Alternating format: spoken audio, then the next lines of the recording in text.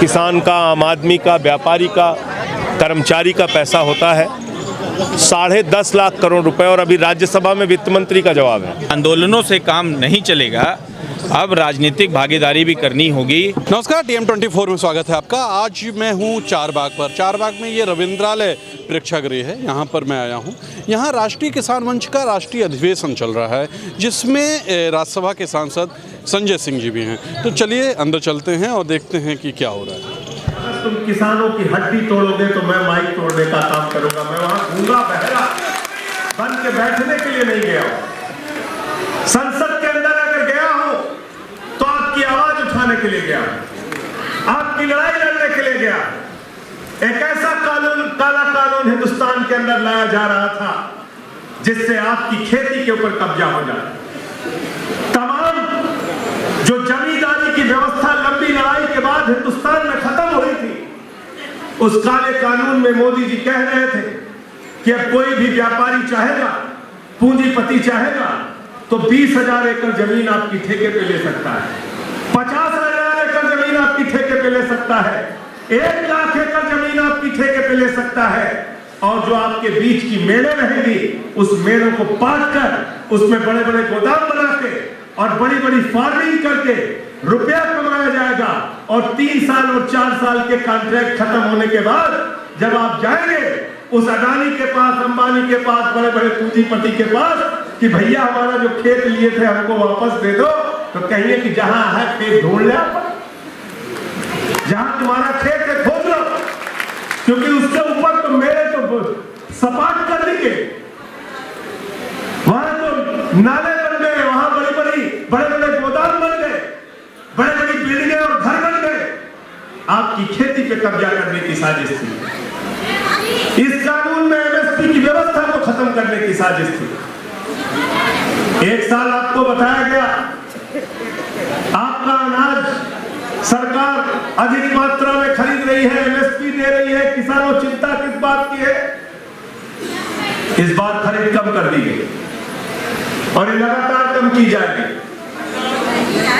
आपसे प्रधानमंत्री जी जब मुख्यमंत्री थे तो कहते थे स्वामीनाथन आयोग की रिपोर्ट लागू करेंगे, स्वामीनाथन आयोग की रिपोर्ट लागू करेंगे। लेकिन जब देश के प्रधानमंत्री बन गए तो स्वामीनाथन आयोग की रिपोर्ट कूड़ेदान में चली गई, कूड़ेदान में चली गई।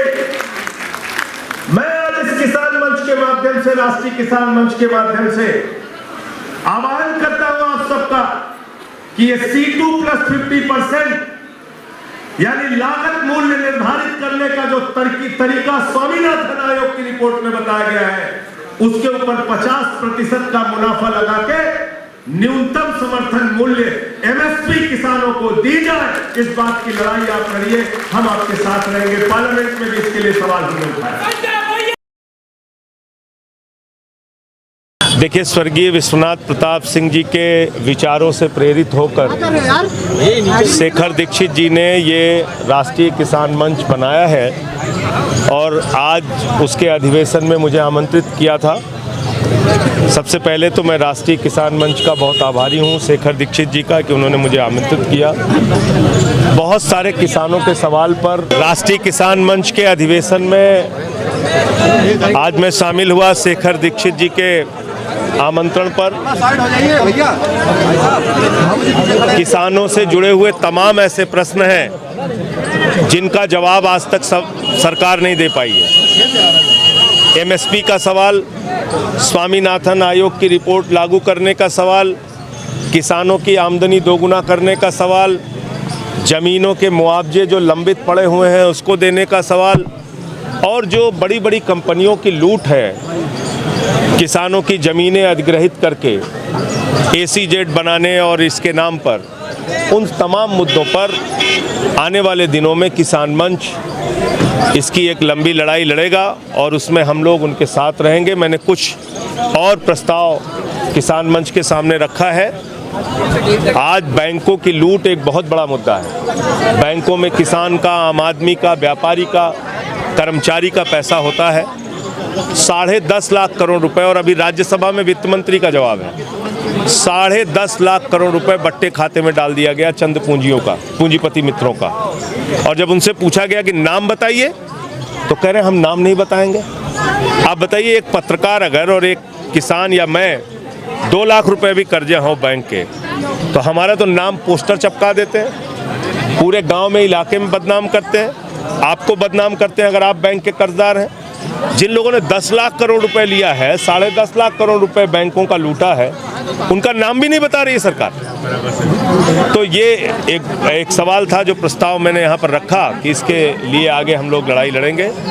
बाकी आज मुझे बहुत खुशी हुई कि राष्ट्रीय किसान मंच ने अपनी राजनीतिक भागीदारी बनाने के लिए आज सम्मेलन के अंदर सहमति बनाई है। बाकी शेखर दीक्षित जी आपको चीन के मामले को लेकर के क्या कहेंगे? चीन के मामले को लेकर लगातार डोकलाम, गलवान और अब तवांग 3 घुसपैठ भारत ने देखी। हमारे सेना के वीर जवान वो अपने प्राणों की आहुति देकर, अपनी शहादत देकर सीमा की रक्षा कर। और भारत की सरकार क्या कर रही है? मोदी जी चीन को क्लीन चिट दे रहे हैं, खुलेआम क्लीन चिट दे रहे हैं। वो पूरी दुनिया में उनका वीडियो दिखाता है चीन का राष्ट्रपति कि देखो भाई, जब भारत का प्रधानमंत्री हमको खुद क्लीन चिट दे रहा है तो हमने कहाँ घुसपैठ की। इसके अलावा गलवान में जब हमारे 20 जवानों की शहादत हुई, और आपके माध्यम से पूरे देश को पता चलना चाहिए कि इन्होंने क्या किया। इन्होंने कहा था हम चीन के ऊपर आर्थिक प्रतिबंध लगाएंगे। अब क्या हालत है? 5 लाख करोड़ का तो 2021 में व्यापार दिया इन्होंने, चीन को आयात किया 5 लाख करोड़, और 7.5 लाख करोड़ रुपए का व्यापार 21-22 में किया चीन के साथ। तो आप जो चीन हमारे जवानों की शहादत ले रहा है, उस चीन के साथ आप लाखों करोड़ का व्यापार कर रहे हैं कि आओ हथियार बनाओ, तोप बनाओ, एटम बम बनाओ, मिसाइल बनाओ हमारे खिलाफ। ये तुम्हारी नीति है। तो चीन के ऊपर आर्थिक प्रतिबंध लगाना चाहिए। 31% चीन से आयात हमारा बढ़ा है और 37% निर्यात घटा है। ये भारत की सरकार की सच्चाई है, ये भाजपा की सच्चाई है। बिलावल भुट्टो की क्या औकात है? उसकी बदजुबानी पर सरकार इस पे जवाब दे। बिलावल भुट्टो और पाकिस्तान की हमारे सामने कोई औकात नहीं। भारत एक विशाल देश है और हम किसी पाकिस्तान की धमकी से नहीं डरते। कलर कंट्रोवर्सी बहुत चल रही है, देखिए, कलर कंट्रोवर्सी का क्या कहा जाए। भारतीय जनता पार्टी के 3 माननीय सांसद जो फिल्मी दुनिया से जुड़े हुए हैं, उनके कितने वीडियो कल से चल रहे हैं? वो तीनों वीडियो आप देखिए। 3 सांसद हैं फिल्मी दुनिया से जुड़े हुए लोकसभा में, और तीनों के वीडियो चल रहे हैं। भगवा महिलाएं भगवा कपड़ा पहने हुई हैं, हीरोइंस, और उनके साथ किस तरह का वो अश्लील डांस कर रहे हैं। सवाल इस समय चीन का है, सवाल बेरोजगारी का है, सवाल किसानी का है, सवाल मजदूरी का है। आप उन पे जवाब नहीं देते, आप ऐसे मामलों की तरफ डाइवर्ट करते हैं ध्यान लोगों का। अरे भाई, भगवा का अपमान तो चिन्मयानंद कर रहे हैं, भगवा का अपमान तो वो करते हैं।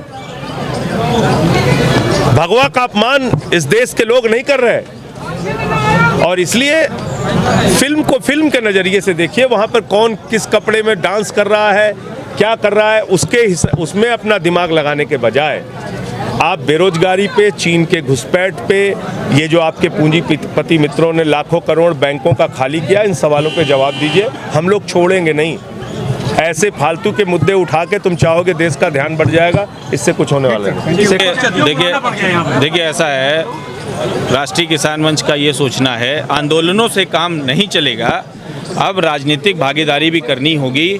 और जिस प्रकार उत्तर प्रदेश में वाकई लूट का माहौल बना हुआ है, उसको ख़त्म करने के लिए सभी किसान भाई एकजुट होकर राजनीतिक भागीदारी के लिए भी एक साथ आएंगे।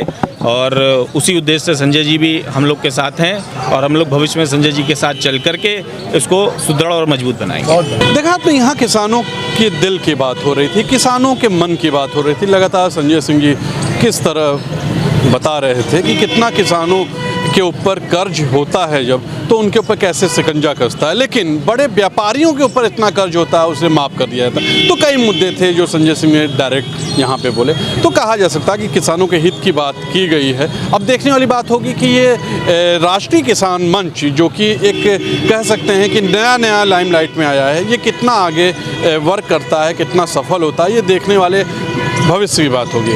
तब तक के लिए कैमरा पर्सन विक्की विश्वकर्मा और तुषार शर्मा का नमस्कार।